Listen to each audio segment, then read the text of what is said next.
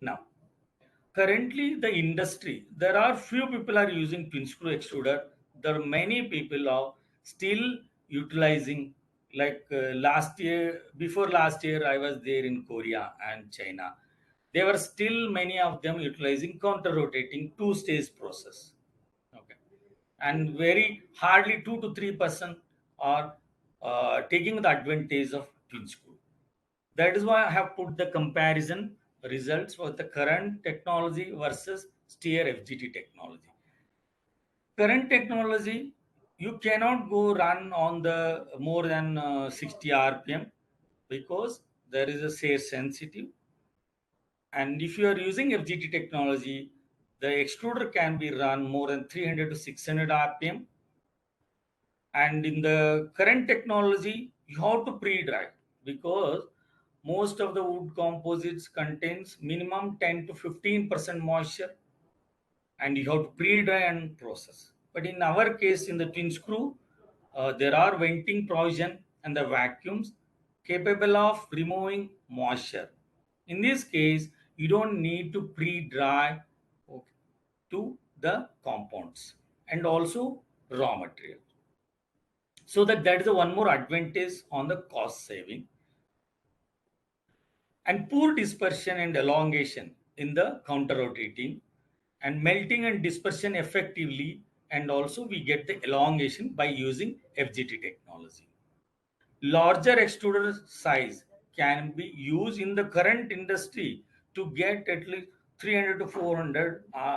They are using 90 millimeter of big, a huge extruder, but the same output can be utilized for the smaller extruder, so that greater risk of burning in the current existing extruder, and you can control and uniform shear without burning. Higher SME means the specific mechanical energy consumption in the current technology is higher compared to, and in the FGT technology we have lower SME and lower cost. Batch to batch variation in the current technology, there is no batch to batch. It is a continuous process. There is no variation. And in the current technology, we have lower output because of the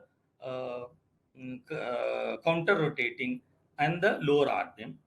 And in the FGT technology, you can run higher output with a smaller extruder. What are the challenges? First challenge, feeding of the low bulk density metal, because the wood powder, when you are going for 60 mesh, 50 mesh, and 100 mesh, 100 mesh is again lower bulk, and depending on the particle size, there is a variation. If, for example, zero point 0.2 to zero point 0.3 grams per cc bulk density, difficult to feed into the extruder. That is one challenge. And degradation and lower thermal stability, dispersion of it forms sometimes lumpy, depending once it absorbs moisture, distribution, and wetting is a big drawback. These are the challenges in WBC. You need to wet properly so that you can maintain the burning. The first lab, our aim is to study the effective of polypropylene wood composite at 50% weight percent using standard and fractional geometry technology. We have used wood floor 30 mesh and 100 mesh. Both we use in a split feed method. We use, and these are the bulk density. We measured zero point 0.3, and the moisture, initial moisture was 11.77, means it's almost 12%. And we use the left hand side, all the different polypropylene we have used, and we have used coupling agent and many things, lubricants, to get the better property.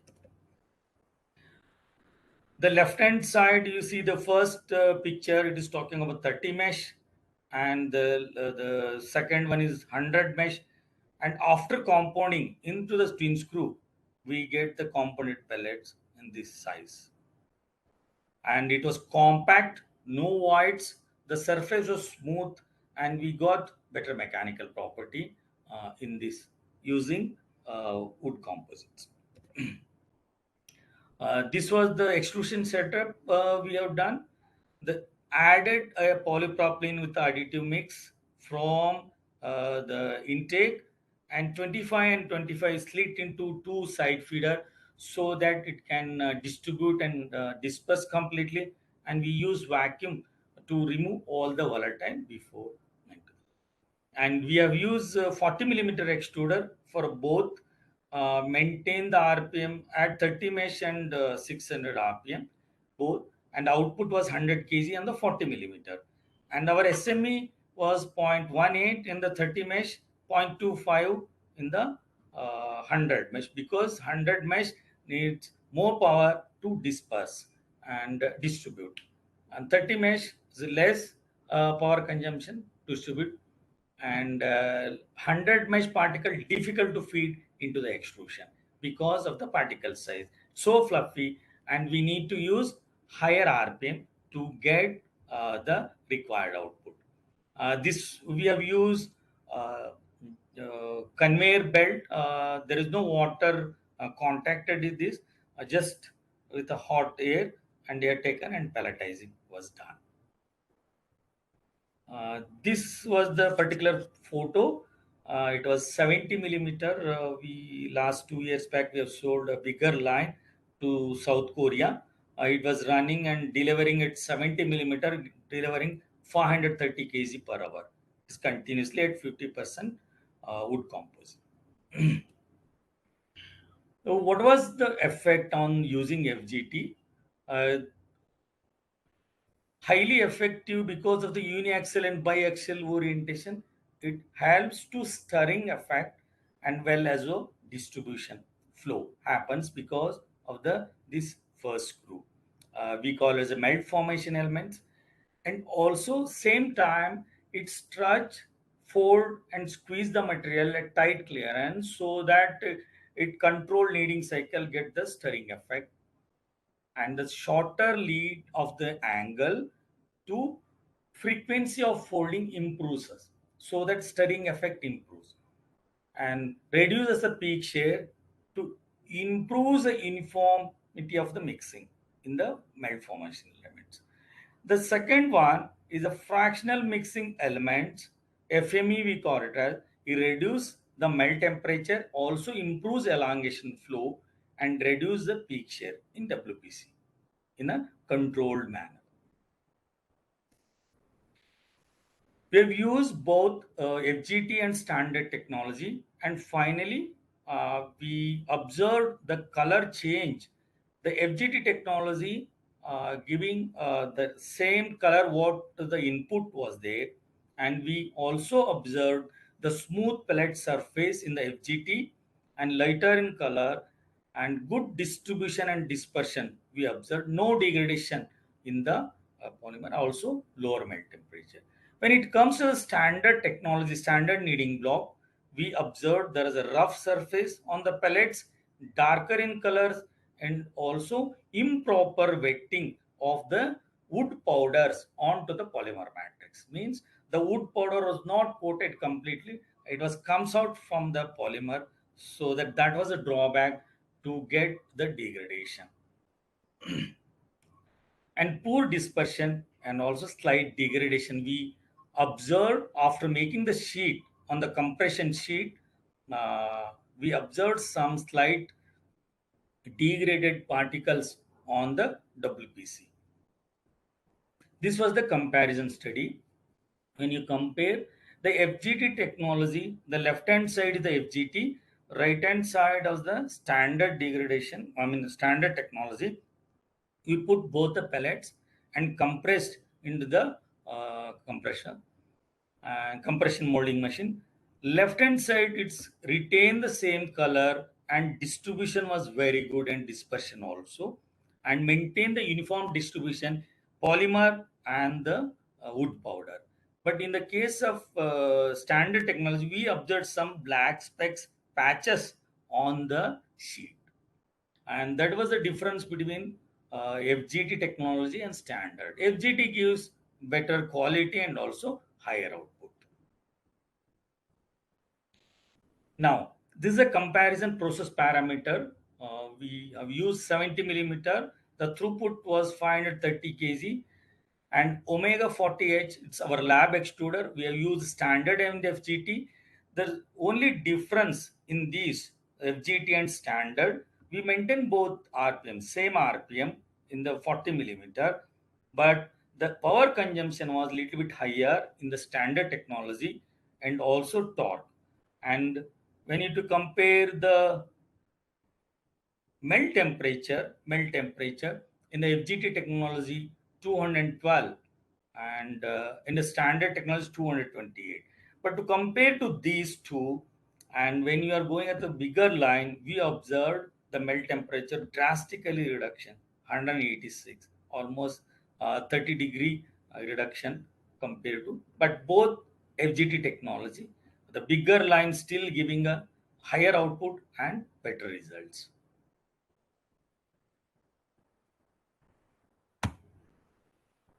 Finally, conclusion, the fractional geometry technology showed good dispersion and better distribution, um, and without degradation of the wood powder into the pellets. And FGT also had 12% lower SME compared to the standard technology. And omega 70 FGT technology had 40 degrees centigrade lower melt temperature compared to the standard technology. And omega 70 millimeter showed higher output. And we are going to the case study, second one. But how much time we left out, so that I have another 4 5 case studies. Hello, can I continue?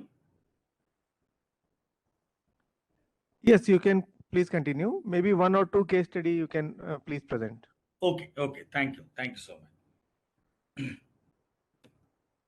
Okay, now we are going to discuss on the biodegradable polymers. It's a combination of wood composite with the PBAT and PLA combination, so that 100% biodegradability you can use for a carry bags and many other stuff. I'm just giving small introduction on the PLA and PBAT. PLA is also an aliphatic polyester. PBAT is a aliphatic and aromatic polyester. With both are fully biodegradable, and starch also naturally available, like a corn starch, 100% biodegradable.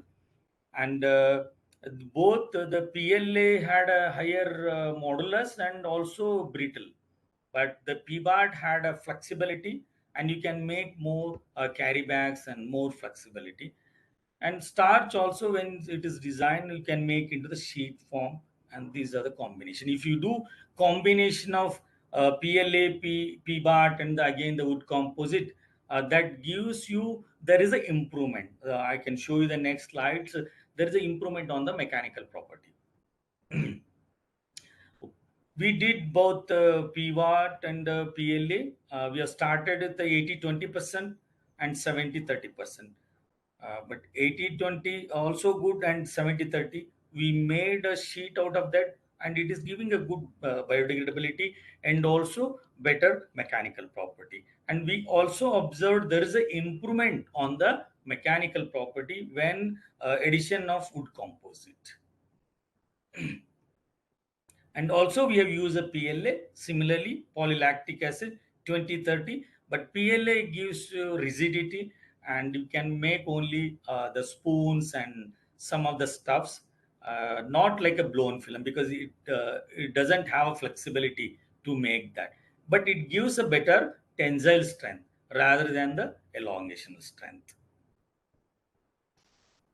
When the result shows, if you addition of wood composite on the P bar, there is a 20 and 30% addition. There is a slight increase in the property tensile strength. That shows the addition of wood composite increases the mechanical property like a tensile, and also modulus, flexural modulus improvement. If you see 20 to 30, they're almost double shifting flexural modulus increases when your addition of wood composite with the PBAT and PLA.